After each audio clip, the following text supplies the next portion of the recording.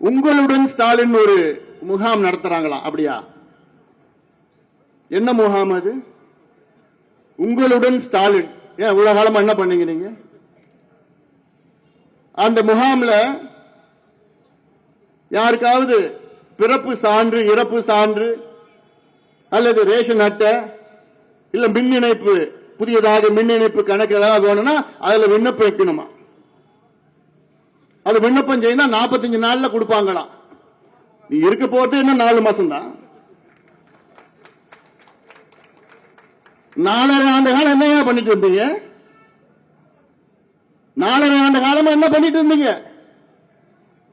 இப்போ உங்களுடன் ஸ்டாலின் ஒரு முகாம் நடத்துறாங்க, சிறப்பு முகாம் நடத்தி கிழிக்க போறாங்களாம்.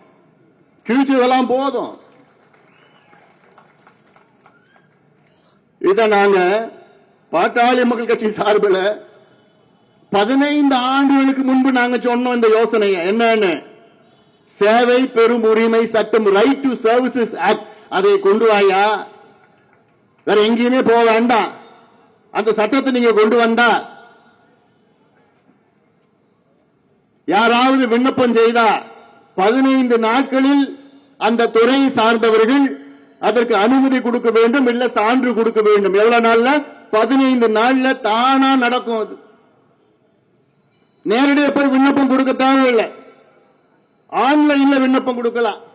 கொடுத்தா 15 நாள்ல அந்த சேவை வீட்டுக்கு வந்து தேடி வீட்டுக்கு வரும். அந்த சட்டத்தை நிறைவேற்றுங்கன்னு 15 ஆண்டுகளுக்கு முன்பு சொன்னது பாட்டாளி மக்கள் கட்சி. இத திமுக தேர்தல் அறிக்கையில காப்பி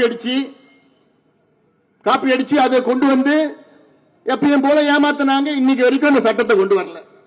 அந்த சட்டம் வந்திருந்ததுன்னா இந்த முகாம்கள் தேவையில்லை, உங்களுடன் ஸ்டாலின் அவர்களுடன் ஸ்டாலின் தேவையில்லை.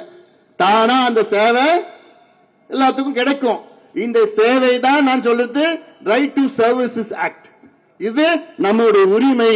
இதை பெறுவது நம்ம உரிமை, கொடுப்பது அரசினுடைய கடமை. இதுல 10 உரிமைகள் இருக்கு.